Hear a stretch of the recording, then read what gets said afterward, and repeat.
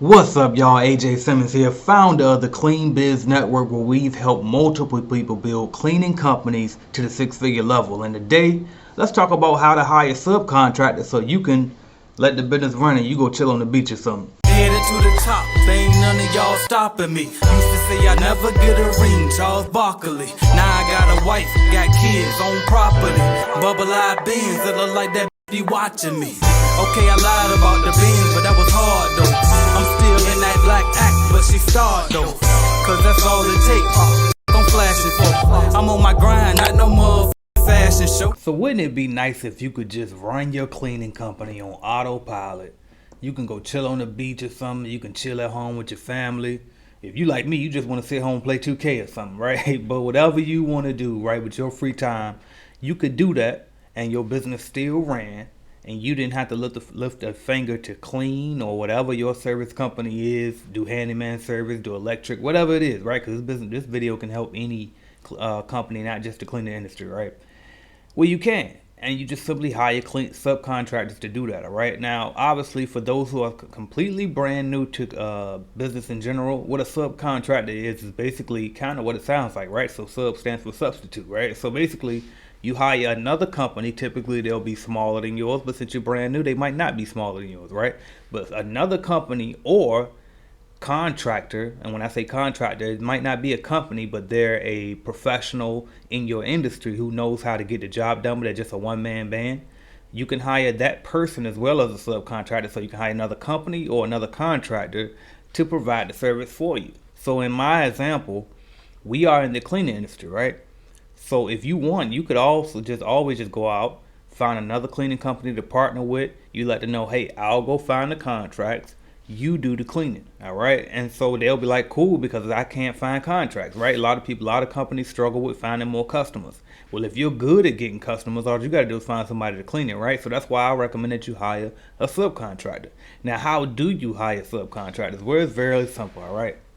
So the first thing is you want to look on places like Craigslist to hire. You can Google companies in your area and ask them would they be willing to subcontract when you get an opportunity, right? And just literally call them up and ask to speak to who's ever in charge of that department, and then you discuss, have that conversation with them, and you hire them, all right? Now, when you hire them, you're going to have them fill out a W-9 form, so you can, that's like an information form, IRS form, and just have them fill that out, so that way at the end of the year, you can send them a 1099 tax form that reports the earnings that they made. Now, if they didn't make at least $600 with you for that year, then you don't have to send them a 1099 form, all right? And then, by the way, I'm shooting this video in 2022, so if you're watching this video later and if rules change, forgive me for that. It's not my fault, all right? Things change with the IRS. But anyway, all right, so that's all you simply do. Have them fill out a a W-9 form. You send a 1099 form at the end of the year, let them know how much they made with your company. And then also, in addition to that W-9 form, if it's just a person and not a business, you want to get a copy of their driver's license and maybe their social security card, all right? Just for record and for verification purposes when they do their W-9 form. And then also, have them complete a subcontractor agreement. On that subcontractor agreement, you can illustrate all of the different terms that you want to have in place for the subcontractor, things such as if you're going to require them to wear your company shirt or not. Like maybe they should have on your company logo when they're walking in the building. Maybe you don't want them to have your company logo on, but they got to at least have your company badge on, all right? So maybe you can put in some stipulations like that. Now, there are things, in place where you can't control certain conditions of the job, because then that would mean that they might be considered employees by the IRS. So make sure you definitely go to irs.gov and do the research and figure out what's the difference between an employee and a contractor. So definitely make sure you do your own research on that. But have them do a subcontract agreement, have them do that W-9 form, and then you also want to make sure that you have them do a non-compete agreement, all right? Non-compete, non-competition, non-solicitation agreement. And what that does is protects you in the case that the subcontractor tries and go to your customer directly, because you're doing the billing, right? You're dealing with the customer. They just go out there and clean at night, right? So maybe that subcontractor gets the bright idea and say, well, hell, if AJ's company is paying me $1,000, he must be getting, $2,000. So I'm gonna go to the customer and tell him, hey, You don't got to pay AJ company all that money. You can pay my company just $1,000 and you can move on with us. I'm doing the cleaning anyway, right? So you want to prevent them from doing that, and that's why you have a non-compete agreement in place, okay? If they violate that non-compete agreement, they lose the contract with you, and you can do whatever else, any type of other disciplinary actions that you want to take in regards to that, right? But definitely, those are the three things that you need to hire a subcontractor: just a W-9 form, subcontractor agreement, and a non-compete agreement in place, all right? Now, again, I already went over how to find them. You can post an ad on Craigslist. You can call around to different companies. You can post ads on Facebook, Indeed, wherever, all right? So it's not that complicated. It's not that difficult. You don't have to make it more difficult than it actually is, all right? Now, let's talk about the numbers, all right? I'm going to take myself off the screen for a minute, and let's talk about, how would this go? Okay, well, number one, let's pull out the calculator. So typically I like to do a 70-30 split, all right? Or somewhere, not 80-20. I mean, if I'm subcontracting to a company, I'm going to do 80-20. They get to keep the 80%. I'll just keep my 20 off the top, right? Because they're dealing with a company. They probably got employees in place. They got a bigger budget, right? Overhead to work with.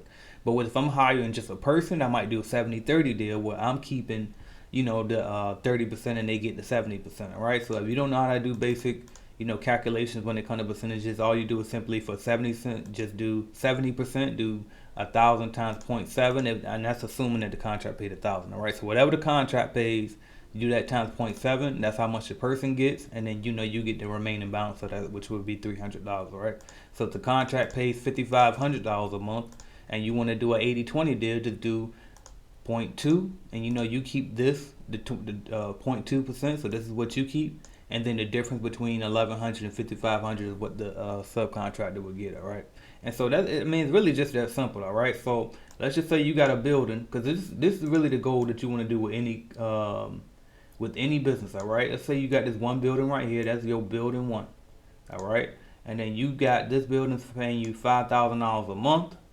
Then you take your 20% off the top. So let's do 5,000 times 0.8. So the other person is getting 4,000 of that. That's 80%, and then you left with your 1,000. All right. So you get 1,000 from that. If I could draw it, so you get 1,000 here. I'm gonna call that 1,000.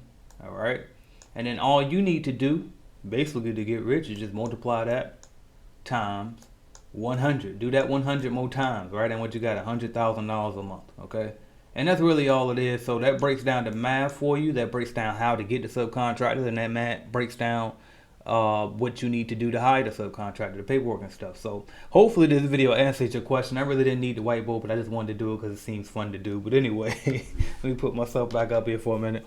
I'm AJ Simmons, man. If this video was able to help you, make sure you share it to a friend. All right, let's grow this channel over here.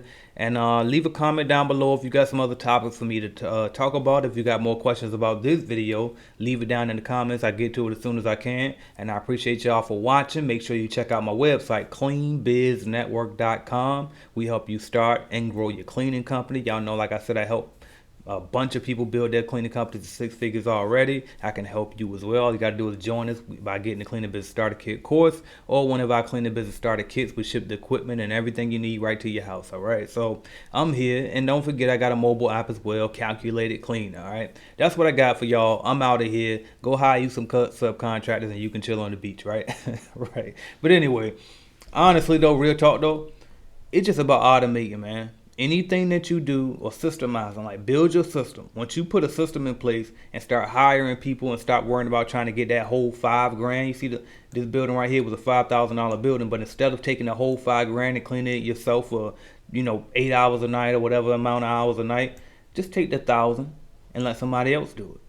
Then you can go get as many more of these buildings as you want to, because you're not the one cleaning. That's how business works. That's how businesses get big. That's how you scale. When you hear that word scale, that's what they're talking about. When you start removing yourself from the physical work, start putting other people in place to do that work, so you can simply focus on being the visionary for your company and growing it. That's how you close it out. I was about to close it out wrong. I closed it out right, finally. So thank y'all for watching. I'm AJ Simmons. I'll talk to y'all later. Thanks. Thank you for watching my video, and make sure you hit that like button if you liked the video, because I know you did, and also hit subscribe, and right beside that subscribe button is going to be a notification bell. You gotta click that, because guess what? You never know when I'm gonna go live. As a matter of fact, I might go live right now. So make sure you hit that notification bell so you don't miss my videos, all right?